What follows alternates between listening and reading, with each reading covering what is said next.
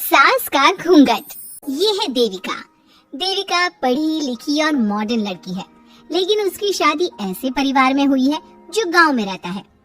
भले ही ये 21वीं सदी है, लेकिन देविका की ससुराल वालों की सोच वो तो 18वीं सदी से आगे बढ़ी ही नहीं।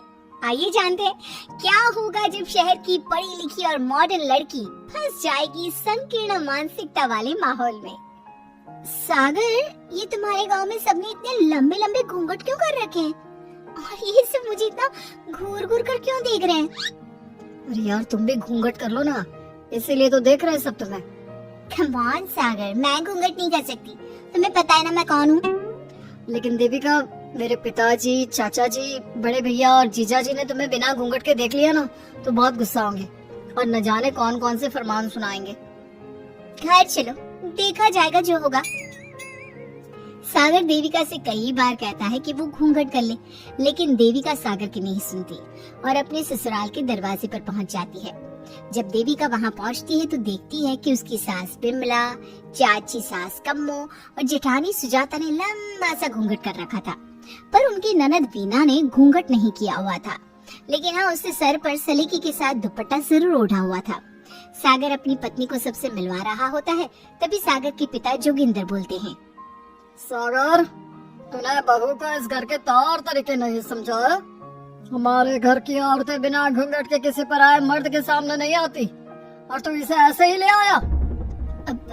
पिताजी, मैं समझा दूंगा। वो नई नई शहर से आई है ना, इसलिए उसे पता नहीं है।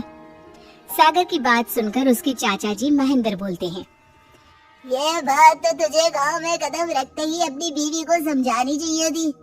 हमारा गांव में बहुत नाम है। तेरी बीवी ऐसे गांव भर में घूमेगी तो क्या इज्जत रह जाएगी हमारी। ये बोलकर जोगिंदर और महेंद्र वहाँ से चले जाते हैं। शाम को घर की सारी औरतें खाने की तैयारी करती है। खाना तैयार हो जाता है, लेकिन घर की कोई भी औरत खाना नहीं खाती। बहुत रात हो जाती है, तब देविका कहती है, सासू माँ, खाना बने हुए तो देर हो गई, रात भी बहुत हो गई है, हम लोग खाना क्यों नहीं खा रहे? अरे बहू, ये क्या बोल रही हो? हमारे यहाँ घर की औरतें तब तक खाना नहीं खाती जब तक घर के मर्द खाना ना खा ले। लेकिन इतनी देर हो गई, आप सबको भूख नहीं लग रही क्या? तभी देविका की जेठानी सुजाता कहती है, लग तो रही है, लेकिन यहाँ की यही रीत है, ये निभानी तो पड़ेगी ना। भाभी जी, ये रीत नहीं है, औरतों को प्रताड़ित करने का एक तरीका है। अगर इस घर के आदमी पूरी रात नहीं आए तो पूरी रात खाना नहीं खाओगी क्या?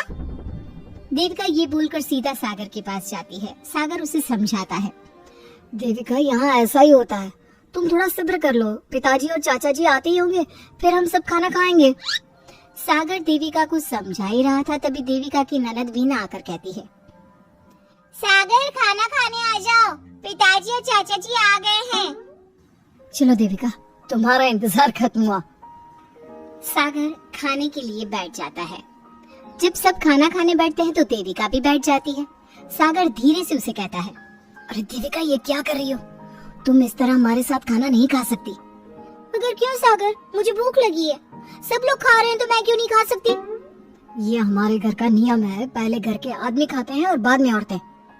लेकिन सागर, हमारे घर में तो ऐसा कोई नियम नहीं है। देविका और सागर में बहस छिड़ जाती है। तब सागर का बड़ा भाई कहता है, सागर, तेरी बीवी को एक बार में समझ में नहीं आता क्या कि इस घर की औरतें मर्दों के खाना खाने के बाद ही खाना खा सकती है? भैया, मैं देविका को यही समझा रहा था। मुझे तो लग रहा है कि इसके दिमाग में कोई बात ही नहीं बैठती एक बार में। भैया, मेरे दिमाग में बात तब बैठेगी ना जब आपकी बात कोई ढंग की होगी। अरे आखिर क्यों घर की औरतों को आप लोगों के बाद खाना मिलेगा? हाँ, अब से पहले घर की किसी औरत ने घर के किसी मर्द से इस लहजे में बात नहीं की थी, इसलिए वो सब देविका की बात सुनकर हैरान रह गए। तभी सागर के जीजा और वीना के पति कल्याण जी कहते हैं, ये क्या है सागर, इस घर की दीवारों को औरतों की इतनी ऊंची आवाज सुनने की आदत नहीं है। अपनी बीवी को बोल जरा होश से काम ले और चुपचाप चली जाए। क्यों चली जाऊं मैं चुपचाप? इस घर की औरतें आपकी हर बात बर्दाश्त कर लेंगी, लेकिन मैं शहर की पढ़ी लिखी लड़की हूँ। आपके कोई भी फालतू के रीति रिवाज मैं नहीं बर्दाश्त करने वाली। इस तरह देविका ने सारे घर की औरतों के लिए मिसाल पैदा कर दी। जोगिंदर के घर में पहली बार किसी महिला ने विरोध का स्वर उठाया है, ये बात घर के किसी मर्द को बर्दाश्त नहीं हो रही है। तभी जोगिंदर कहता है, महेंद्र, मोहन, इस बेशर्म लड़की को कमरे में बंद कर दो और आज इसे कोई खाना नहीं देगा। अगर किसी ने इसे खाना दिया तो मैं उसे जिंदा नहीं छोड़ूंगा।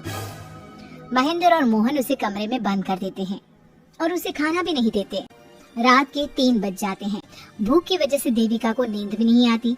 तभी उसे कुछ महसूस होता है। ऐसा लग रहा है कोई दरवाजा खोल रहा है, लेकिन इतनी रात को कौन हो सकता है? कहीं सागर तो नहीं? देविका उम्मीद भरी नजरों से दरवाजे की तरफ देखती है, लेकिन दरवाजा खोलने वाला सागर नहीं बल्कि विमला और कम्मो है। माँ जी, चाची जी, आप दोनों। बहू, ये ले, हम तेरे लिए खाना लाए हैं, खा ले। और ये बात ना तो किसी को बताना मत कि हमने तुझे खाना दिया है, नहीं तो हमारे मर्द मार मार कर हमारा बुरा हाल कर देंगे। माँ जी, आप यहाँ इतना घुट घुट कर क्यों रहती हो? देविका, अब तू भी इस घर की बहू है, तू भी हमारी तरह रहना सीख ले। इस घर के कायदे कानून अपना ले। इस घर के मर्द तो कभी बदलने वाले हैं नहीं बहू, तो ही बदल ले अपने आप को। माँ जी, बदलाव अच्छे के लिए हो तो हमें बदलना चाहिए। बेकार और बेतुकी बातों का तो विरोध करना चाहिए। दोनों ने देविका को समझाने की कोशिश की, लेकिन देविका ने उल्टा उन्हें ही समझा दिया। इसी तरह एक दिन देविका किसी बात पर जोर जोर से हंस रही थी। तभी देविका की सास विमला ने उसे टोकते हुए कहा, अरे बहू, तू इतनी जोर जोर से क्यों हंस रही है? हमारे घर की औरत इतनी जोर जोर से नहीं हंसती। विमला अपनी बहू को समझा रही थी कि तभी महेंद्र बोलता है, अरे कम्मो, कौन है ये औरत जो बेशर्मों की तरह जोर जोर से हंस रही है? तभी कम्मो और देविका बाहर आ जाती हैं। जी वो मैं हंस रही थी चाचा जी। अब आप लोग हंसने पर भी पाबंदी लगाओगी क्या? तुम जैसी बदतमीज लड़कियों से मैं बात नहीं करना चाहता, लेकिन कान खोलकर सुन लो, इस घर की औरतें इतना जोर जोर से नहीं हंसती। और हाँ, तुम्हें पहले ही बता चुके हैं कि इस घर की दीवारों को औरतों की तेज आवाज सुनने की आदत नहीं है। इस घर की दीवारों को आदमियों की ऊंची आवाज सुनने की आदत है, लेकिन औरतों की नहीं। चाचा जी, आपके घर की दीवारें तो बहुत दोगली हैं। हर पाबंदी औरतों के लिए क्यों चाचा जी? औरतें ये नहीं कर सकती, औरतें वो नहीं कर सकती। औरतें सांस ले सकती हैं या उस पर भी पाबंदी है? चुप हो जाना बहू, मत बोल और घूंघट कर ले, ये तेरे चाचा ससुर है, थोड़ा तो लिहाज कर।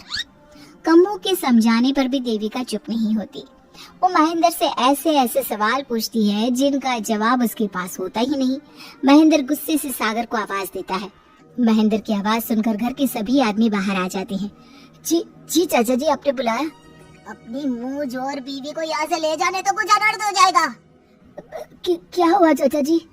तेरी बीवी जिस तरह से मुझसे बात कर रही है, छोटे बड़े की तमीज नहीं है इसे। कम से कम 7 दिन तक ये कमरे से बाहर नहीं निकलनी चाहिए। अगर इसे मैंने कमरे से बाहर देख लिया तो किसी की खैर नहीं, समझे? पर मैंने कुछ गलत नहीं बोला। सागर, जो सच है मैंने वही कहा है। देविका, चलो मेरे साथ। लेकिन सागर, मेरी बात तो सुनो। सागर देविका को वहाँ से ले जाता है। इसी तरह से कई दिन बीत गए। अब देविका अपने ससुराल में हर गलत बात का विरोध करने लगी, लेकिन जितना ज्यादा वो विरोध करती, उसके ससुराल वाले उस पर उतना ही ज्यादा अत्याचार करते।